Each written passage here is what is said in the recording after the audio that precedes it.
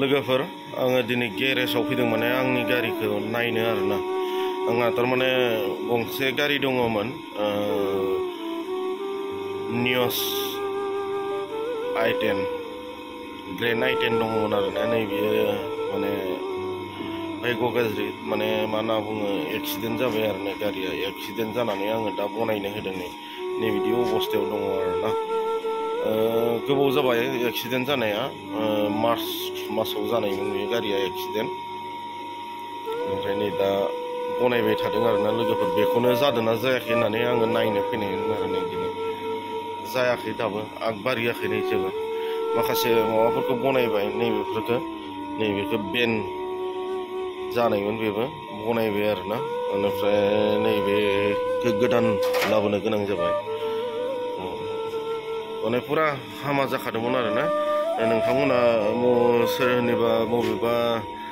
YouTube चेनेलाव नुदों जानो हागौ नारेंखल दंफां सिफायनाय नै बिदि आरोना माने बे गारिजों नारेंखल दंफांखौनो सिफायलायबाय आरोना लोगोफोर मा होनना बुङो बे गारियाव गासै 7 मानसि दङमोन नाथाय आं गैयामोन दे लोगोफोर गुबुन गोजामोन आंनिनो फिसालथे जानाय बैनाय जानाय बिथांमोन दङमोन बे गारियाव बेनिफ्राय बिथांमोना अकस्मात जाब्रबथाय जाथाय जानानै माने बे गारिजों नारेंखल दंफाङाव सौदावो आरोना सौदावनानै बेनिफ्राय बिथांमोना एक्सिडेन्ट जाबाय नाथाय इसोरनि अननायाव बिथांमोना सासेबो रावबो जेबो जायासै आरोना लोगोफोर माने रावनियावबो माने बिदि गाराय मोनसे जायासै आरो लोगोफोरना माने गारिया गोबां स्पिडमोन आरो स्पिडजों नारेंखल दंफाङाव सौदावनानै माने नारेंखल दंफाङानो बायलायलांबाय आरोना लोगोफोर नै बिदि जादों आरोना दा नैबे गारिखौ बनायबाय थादों ओमफ्राय दासिमबो जायाखै माब्ला जागोन मिथिया मथा मथि लगभग मास मोनसेसो नांबावनो हागौ आरोना लोगोफोर इसोरनि अननाय आरो दया थायोब्ला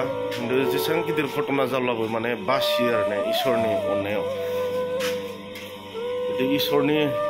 अननाय आरो गैयामोनबाथ' भाग्य गैयामोनबाथ' मा जागौमोन नाथाय आसरित साननो गोनां 7 मानसिनि बिथोरावबो जे सासेबो जेबो जायासै इसोरखौ बाख्नायनाङो आरो इसोरा अरायबो जोंजों लोगोसे थायो होननानै जोङो मिथियो लोगोफोर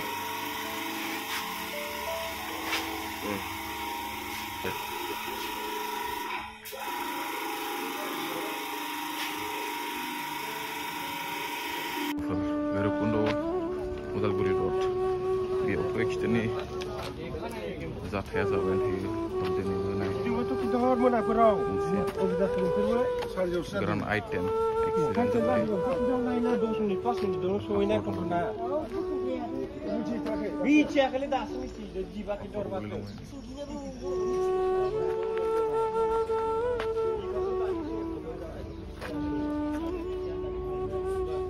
खैटासोआव जानाय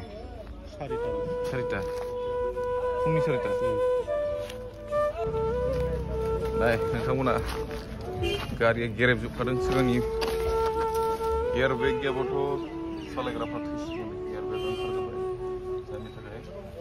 बासिबाय फुंनि 4 बाजियाव जादों बे घटनाया उदालगुरि भैरबकुंड रड गेलागाव होनना बुङो बेखौ जायगाखौ नैबेयाव जादों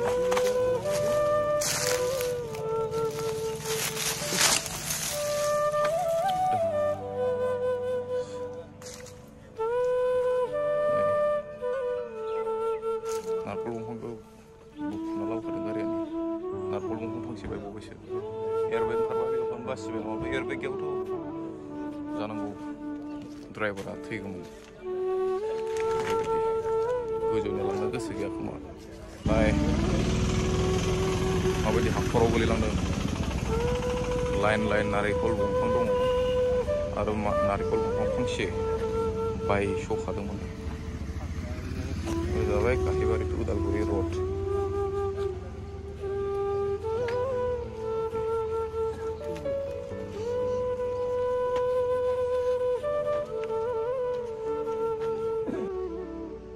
गय दंफां फांसे लांफाबाय गारिया आरो नारेंखल दंफां फांसे फांनै फुरा सौलांखादोंमोन ओरैबायदि स्पिडआव दंमोन जानो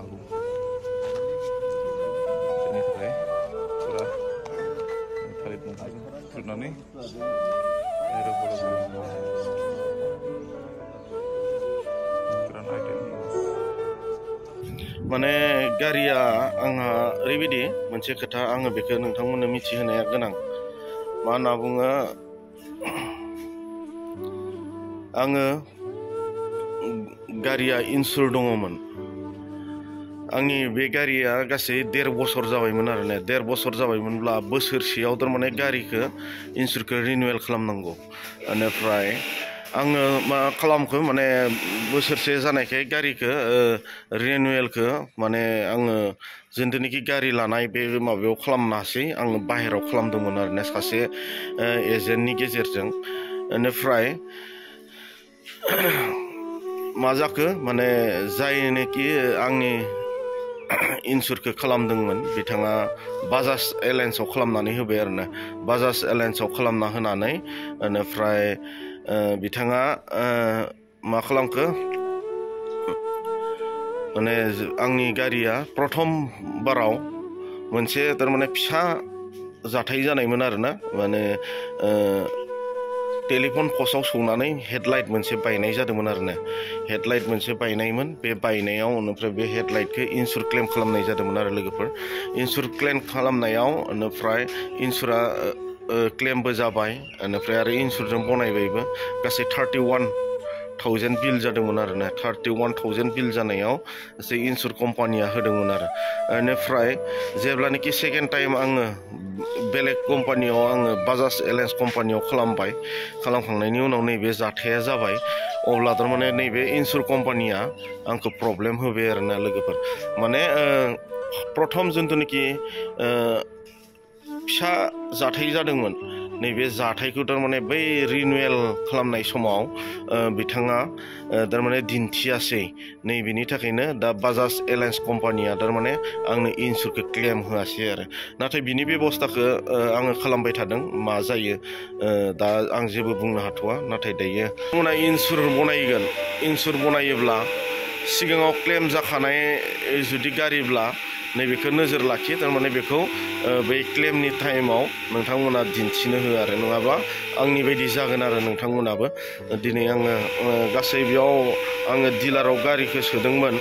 बेनिफ्राय आरो इस्टिमेट बनायदोंमोन इस्टिमेट बनायनायाव बिथांमोना गासै 4 लाखनि इस्टिमेट बनायदोंमोन आरो ना टटेल डेम देखायदोंमोन आरो गारिखौ माने आं ओरैबायदि सानबाय इन्सुर कम्पानियाबो थारमाने फाल्टुसो होननानै आङो सानबाय आरो ना बाजाज एलायन्स इन्सुर कम्पानिखौ मानो होनना बुङोब्ला फिसा बिला जानाय माबाखौ बिथांमोना इन्सुर क्लेम खालामो नाथाय गिदिर जुदि माबा मोनसे जायोब्ला बिथांमोना रिक्स लानो एसे गोब्राब खालामो आरो ना डिटेल्स गासैखौबो नागिरो आरो बिथांमोना बेनिखायनो आंनिया नैबे मोनसे समयसानि थाखाय इन्सुरखौ बिथांमोना मा होनना बुङो क्लेम होआसै आरो ना अब्ला ओमफ्राय दायो आङो बिथांमोननि सायाव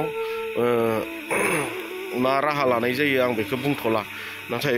प्रसेसआव दङ अन प्रसेसआव दङ बिथांमोनजों दासिमबो बिथांमोना मा खालामो नायनोसै बेनिफ्राय दायो बनायबाय थादों आरो लोगोफोरनो अब्ला लोगोफोर आङो गोबाव खालामला आरो नोंथांमोननो फोरमायबाय नोंथांमोना इन्सुर बनायोब्ला नोंथांमोना नोजोर हो आरो ना जुदि नोंनि गारिया सिगाङाव इन्सुर क्लेम जाखानाय नामा नैबेखौ नोंथांमोना एसे नोजोर होनानै बैयाव दिन्थिदोंना दिन्थियाखै नैबेखौ एजेन्टजों मोजां टाच खालामनानै नोंथांमोना बेखौ मावनानै ला नङाब्ला जेब्ला जाथाया जागोन अब्लासो मिथियो आरोना लोगोफोर माने नङाब्ला मा होनना बुङो बिथांमोना ओरैबायदि बेले बेजे खालामनो नागिरो आरोना बेले बेजे खालामनो नागिरो आङो दिनैनि भिडिअखौ गोबाव खालामला आङो बेसेबांखिनियावनो दोननोसै जुदि नोंथांमोना आंनि चेनेलखौ जायफोरा जोबजासिम नायबाय आंनि भिडिअखौ आङो नोंथांमोन साफ्रोमखौबो गोसो गोरबोनिफ्राय हामबाय होनदों आरो जायफ्रा आंनि चेनेलाव गोदानै हाबदों अननानै नोंथांमोना सापर्ट खालामगोन आरो आंखौ हेफाजाब खालामगोन आरो साबस्क्राइब खालामना होगोन आरोना चेनेलखौ ओमफ्राय बिदिनो लाइक कमेन्ट शेयार खालामनानै होगोन होननानै आङो आसा खालामनाय थाबाय अब्ला आङो दिनैनि भिडिअखौ एसेयावनो दोनथ'नोसै लोगोफोर बाय बाय टाटा